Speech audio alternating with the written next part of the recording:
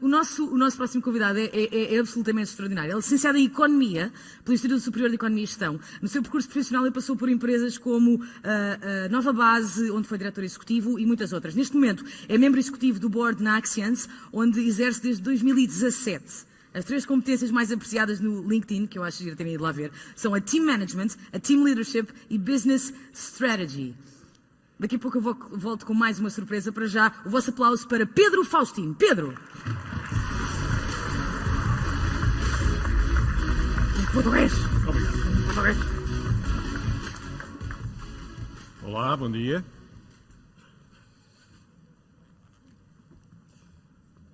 Eu hoje venho fazer-vos uma confissão. Eu era um cético. E é isso mesmo, um cético. E sempre que se falava na importância do propósito para uma empresa, eu nessas conversas, devo dizer-vos que chegava mesmo a desligar da conversa. Ou até às vezes a ser sarcástico mesmo. Aquilo que eu não sabia é que a importância do propósito para este futuro que nós estamos hoje aqui a construir é muito maior do que eu pensava. E isso mudou, de facto, muita coisa em mim. Mudou a minha visão da gestão de uma empresa, mudou as minhas prioridades e devo dizer-vos que até em certa medida mudou também a minha relação com os outros. Foi por isso que eu resolvi trazer-vos hoje aqui esta reflexão. Sabem que eu andei muito tempo às voltas com esta ideia do propósito das empresas, ou se preferirem, a resposta àquela pergunta, afinal, para que é que serve uma empresa? Para que é que serve mesmo uma empresa? Ou se quiserem um bocadinho mais provocador, a quem serve uma empresa? Eu fiz estas perguntas a alguns colegas meus no escritório, no corredor, ou até a alguns amigos meus, e a reação era sempre aquela cara muito desconfiada. Onde é que ele vai com esta pergunta? O que é que vem aí? Conhecem o estilo? Ou então tinha às vezes de volta outra pergunta que era, sim, também desconfiada, às vezes até com um bocadinho ar de gozo. Pedro, a sério, para que é que serve uma empresa? Então, Pedro, isso está-se mesmo a ver, não é? Sim, então mas diz-me lá, para que é que serve uma empresa? Pedro, então uma empresa... Olha, uma empresa serve para ganhar dinheiro. Boa, ainda bem, ótimo, ainda bem que serve para ganhar dinheiro, estamos todos de acordo com isso, mas será que serve ou deve servir para mais alguma coisa? Eu sugiro-vos fortemente que façam este exercício porque ele é realmente muito revelador. Ou então, melhor ainda, querem fazer já? Assim aquecemos. Este exercício costuma funcionar muito bem em grupos assim pequenos, 2.000 pessoas. Fazemos? Boa? Bora, vamos lá então a isso. Eu vou-vos então convidar, quando eu levantar o meu braço direito, a virarem-se para a pessoa que está ao vosso lado, pode ser ao lado direito, que é para não nos cruzarmos todos, e fazerem esta pergunta. Para que serve, afinal, uma empresa? Mas façam assim com aquele lado quem quer mesmo saber a resposta, que foi como eu fiz, está bem? Assim, para que é que serve mesmo uma empresa? Está bem? Então, se faz favor.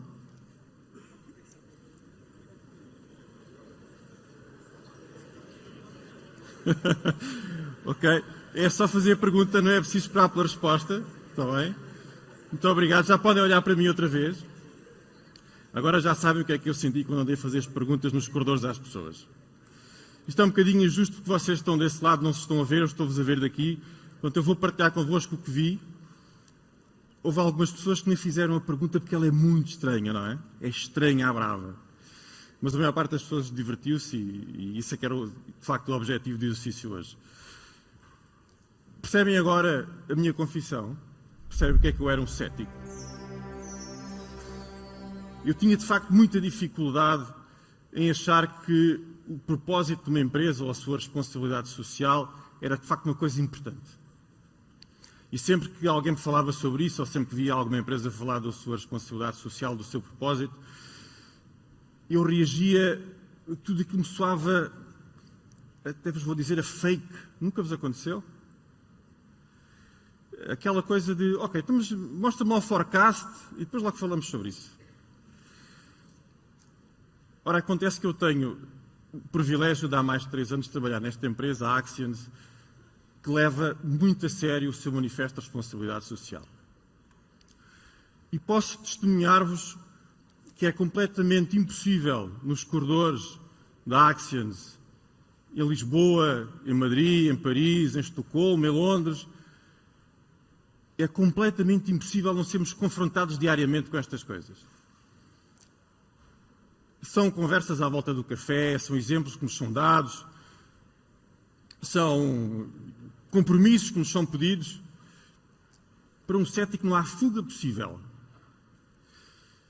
E quando nos confrontamos todos os dias com isto e somos céticos, vocês imaginarão que isto provoca, pelo menos a mim provoca-me uma ansiedade, um nó no estômago, que temos que desatar de qualquer forma. E era preciso fazer uma viagem, e eu tive que fazer essa viagem, e a dar passo do caminho, fatal como o destino, já sabemos, é preciso fazer uma escolha. Porque estas coisas também são de escolhas. Aliás, são muito de escolhas. Um dos momentos mais importantes dessa minha viagem aconteceu no verão do ano passado, quando eu estava a fazer aquela coisa que nós só fazemos no verão, que é olhar para o Facebook, e encontrei um post muito especial. Este post dá-nos conta de uma notícia que é a seguinte: os CEOs das 180 maiores empresas do mundo, que formam um grupo que dá pelo nome de America's Roundtable, juntaram-se no verão passado e vieram dizer pela primeira vez, formalmente, que afinal o grande objetivo, o grande propósito das suas empresas já não é servir exclusivamente o interesse dos seus acionistas, mas servir um grupo muito mais alargado de stakeholders. Os seus colaboradores e as suas famílias, os seus parceiros, naturalmente os seus clientes, mas também as comunidades locais à sua volta. E chegados a este ponto, posso dizer e perguntar muita coisa sobre isto, mas uma das coisas que eu mais perguntei, uma das primeiras perguntas que fiz foi: porquê agora? O que é que está a acontecer no mundo que faça com que neste momento se fale tanto sobre o propósito das empresas? Sobre a sua responsabilidade social. O que é que está a acontecer exatamente agora que faça com que este tema seja tão badalado, tenha tanta projeção? E aqui vou-vos pedir que sejamos honestos e falemos com franqueza uns com os outros. O capitalismo ocidental que nós conhecemos nos últimos 50 anos, muito marcado por esta primazia do acionista, de facto não está a cumprir com a expectativa que nos criou. O crescimento económico tem sido anémico, apesar de vivermos numa economia em pleno emprego. E se pensarmos na desigualdade da distribuição da riqueza, ela nunca foi tão grande. É verdade que há algumas zonas do mundo em que há alguns indicadores mais animadores, mas na maior parte do mundo a desigualdade nunca foi tão grande. E se pensarmos só nisto, isto é um verdadeiro drama económico. Se pensarmos no que isto significa do ponto de vista da inclusão social, da mobilidade social, e o que está a acontecer é um crescimento muito desigual. E o que é que isto provoca? Provoca revolta social.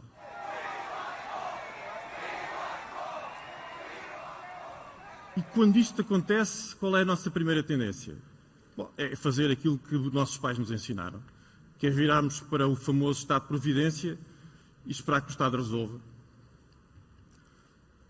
E agora, peço-vos outra vez um momento de honestidade intelectual. Os Estados, os governos do mundo, têm resolvido a maior parte dos grandes problemas globais?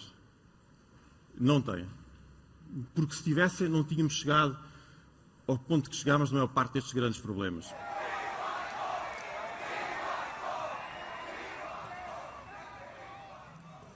Como se não bastasse, a maior parte das empresas é acusada diariamente de uma enorme lista de pecados mortais que todos conhecemos. Corrupção sem precedentes, evasão fiscal, dificuldade em fazer investimentos que são socialmente relevantes e à cabeça da lista dos pecados, o genocídio ambiental, que todos conhecemos. Não se falou outra coisa em Davos a semana passada. O resultado desta falência é um enorme afastamento das pessoas em relação ao poder político. E é por isso que existe uma grande pressão social sobre as empresas para que os seus líderes tenham um papel ativo nos grandes problemas globais da sociedade. É assim como se houvesse um caderno de encargos muito duro entregue aos gestores das empresas para que eles de facto tenham este papel. É que, notem, eu podia ter decidido não ir votar nas últimas eleições, não o fiz, mas podia ter decidido fazer e engrossar aquela arrepiante lista de abstenção que tivemos Mas há uma coisa que eu vos garanto, eu amanhã às 9 horas vou estar na minha empresa e vocês também. Nós votamos nas nossas empresas todos os dias de manhã quando vamos trabalhar. E mesmo aquelas pessoas que se chateiam e se cansam e decidem ir trabalhar para a empresa do lado, isso só significa que foram votar na empresa do lado. Aqui não há abstenções.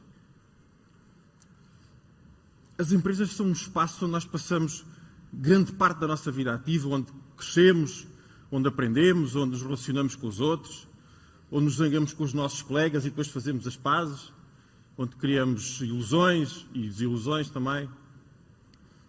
Isto faz das empresas um espaço social com um potencial de alcance enorme à nossa volta. Por causa disso, até já me passou pela cabeça comparar as empresas, sabem a quê? Às novas igrejas do século XXI.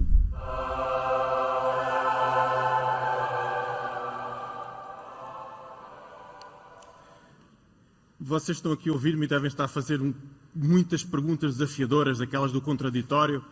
Eu também já fiz muitas dessas perguntas. Venham aqui comigo à cadeira do cético que eu vou confessar algumas delas. Há 4 perguntas que normalmente aparecem sempre nestas conversas que eu fui ter no último ano. Uma delas tem a ver com a validade do modelo económico. E vocês perguntam-me, ó Pedro, mas esse capitalismo que tu estás a falar dessa forma, na verdade não foi o modelo que nos trouxe o desenvolvimento económico e a prosperidade social que temos hoje? É verdade. A segunda questão mais frequente tem a ver com o escrutínio da ética. Então, se nós estamos a pedir aos gestores das empresas que tenham uma agenda social importante na sua empresa, quem é que vai decidir o que é mais importante ou menos importante? Eles vão usar nessa decisão que referencial ético? O vosso, o meu, o deles? Afinal de contas, quem é que lhes deu o mandato da ética? A terceira pergunta tem a ver com a assertividade na tomada de decisões. É porque um gestor que tem na sua agenda esta preocupação com o seu propósito e com a sociedade à sua volta, no dia que ele tiver que tomar uma decisão daquelas de racionalidade económica difícil, vai decidir para que lado? Em que fica? Ou fica naquela maionese de não decidir coisa nenhuma, que é das piores armadilhas que temos nas empresas? E finalmente aparece sempre a pergunta sobre o papel do Estado. Afinal, vamos entregar às empresas esta responsabilidade? Estamos a abdicar do papel do Estado? Então, afinal, queremos menos Estado ou mais Estado? Vocês devem estar a fazer muitas outras perguntas e vão fazer, se calhar, algumas depois lá fora no corredor, no intervalo. Mas estas perguntas, apesar de muito legítimas, na minha opinião, têm um problema. É que elas podem deixar-nos num beco sem saída, porque não há uma resposta consensual para estas perguntas. Aliás, foi algo muito semelhante a isso que eu vi acontecer há cerca de um ano aqui em Lisboa, numa conferência muito parecida com esta, com uma audiência muito parecida com esta. O senhor do palco é que era outro, e o senhor do palco, nesse dia, estava a partilhar connosco um conjunto de iniciativas de responsabilidade social da sua empresa. Iniciativas na área da educação, de eletrificação de aldeias, na área da promoção da natalidade. E o senhor, de repente, olhou para a audiência e deve ter visto assim um conjunto de caras desconfiadas e céticas. Ou então, também pode ter acontecido que o senhor só olhou para mim e eu era o único cético que lá estava. É perfeitamente possível. O que eu sei é que o senhor teve necessidade de interromper o que estava a dizer para nos fazer uma pergunta. E ele perguntou-nos: vocês percebem porque é que isto é importante? Percebem porque é que isto é mesmo importante para as nossas empresas? Claro que a pergunta era uma pergunta retórica e o senhor deu a sua própria resposta. E o que ele nos disse foi: isto é importante para as nossas empresas porque o mundo avalia as nossas empresas pela qualidade do seu propósito. O senhor, nesse dia, era o senhor Xavier Willard, presidente do Grupo Vinci, e quando ele nos disse isto... This is important because the world rates our companies by the quality of our purpose. Eu vou-vos dizer, eu estava lá, portanto foi comigo, ninguém me contou, e quando o senhor disse isto, eu não ouvi mais nada do que ele disse e ele falou para aí mais uma hora. Isto tem avaliação. Há aqui avaliação. Espera aí, é que a avaliação é a minha praia. E quem me conhece ri-se cada vez que eu digo isto, não é? Pois é. Isto tem avaliação. Então se tem avaliação clientes, PNL. E de repente o senhor desatou um nó que eu tinha no estômago, porque eu queria muito que alguém me convencesse que aquilo era importante. Porque, tal como todos nós, acho eu tenho um lado humano e generoso e queria mesmo que isto fosse importante. Mas estão a ver aquela coisa de educação, que se agarra a nós que deu uma lapa a vida toda. Vai, mas é estudar e ter boas notas, e trabalhar e ganhar dinheiro. Mas logo te preocupas com essas coisas assim mais fofinhas ao fim de semana. Deixa lá isso. Nunca vos aconteceu isto? É que é a vida inteira a ouvir a mesma coisa. É, não é? E já agora, é a vida inteira a correr bem. Nunca foi preciso pensar de outra forma. Pelo menos comigo. Mas, na minha opinião, o teste de algodão destas coisas, das empresas, é aquilo que eu chamo o teste da senhora do talho. É verdade. Lá na minha rua, em Benfica, no bairro onde eu moro, existe um talho, que é o talho da Dona Rosa. Venha ao talho da Dona Rosa. A carninha aqui é boa e gostosa. São 20 anos de sucesso a vender carne lá no bairro. A senhora vende uma carne de qualidade, a um preço competitivo. É uma senhora simpaticíssima, conhece toda a gente lá no bairro. E além da carne, a senhora também vende empadas de galinha, rolos de carne recheados com ameixas. E imaginem que quando nós no final do dia não temos tempo de ir lá ao talho, a senhora até nos manda entregar a carne a casa. Com certeza, Sr. Faustino. A carninha está pronta daqui a um quarto de hora. Se eu não for despedido hoje, já aguento com tudo. Portanto, isto é tal e qual como as nossas empresas, não é? Um produto competitivo, a um preço competitivo, um serviço de excelência, uma força comercial fantástica, 20 anos de sucesso, incrível. Ora, o que é que aconteceu? Noutra ponta da rua, houve uma outra senhora, a Dona Antónia, que resolveu abrir outro talho. Já não chega uma carne boa e gostosa? Com o talho da Antónia torna a vida mais bondosa. Nós estamos aqui a rir e a Dona Rosa também se riu. Mas o que é que a Dona Antónia resolveu fazer? A Dona Antónia resolveu dizer aos seus clientes que a carne que vende explorações agropecuárias amigas do ambiente. Depois fez um protocolo com a escola secundária lá de Benfica, por dizer às crianças como é que se tem hábitos de alimentação saudáveis. Fez visitas de estudo com os miúdos àquelas tais explorações amigas do ambiente. E como se não bastasse, ainda fez um acordo com o lar de idosos da Junta de Freguesia de Benfica, e aquela carne que ela não conseguia vender no final do dia ia lá entregar ao lar de idosos. O que é que vocês acham que aconteceu? A Dona Rosa reduziu a sua faturação para metade, começou a ter que pagar menos aos seus colaboradores, mudou-se para a rua atrás, onde a renda era mais barata. E o golpe da misericórdia foi no dia que aquele senhor que ela tinha lá, muito simpático, o senhor João, que era o senhor que sabia cortar a carne como deve ser. Esse senhor tinha a mãe no tal lar de idosos. 3 meses depois estava a trabalhar para a Dona Antónia. Era uma espécie do CEO lá do talho, não é? O que importa é o que esta história nos ilustra. É que a Dona Rosa tinha, tal como nós temos as nossas empresas, uma narrativa que funcionava perfeitamente. Foram 20 anos de sucesso com aquela narrativa. Mas a Dona Antónia encontrou e comunicou um propósito para aquilo que estava a fazer. É caso, se calhar, até para dizer que o propósito como uma narrativa ao pequeno almoço. E agora, para terminar, eu vou-vos dizer o que fiz mais, para além de andar a incomodar as pessoas nos corredores com perguntas estranhas. Eu pedi aos managers que trabalham comigo que trouxessem para o seu plano de 2020 o seu compromisso com o manifesto de responsabilidade social da empresa. E a primeira conversa que tivemos, que aconteceu em junho do ano passado, a reação deles foi de cara fechada, desconfiada. Portanto, na minha cabeça, tudo normal. Depois, mais tarde, quando voltámos à conversa, depois das férias, em setembro, eu quero-vos dizer que aquilo que vi me deixou verdadeiramente surpreendido.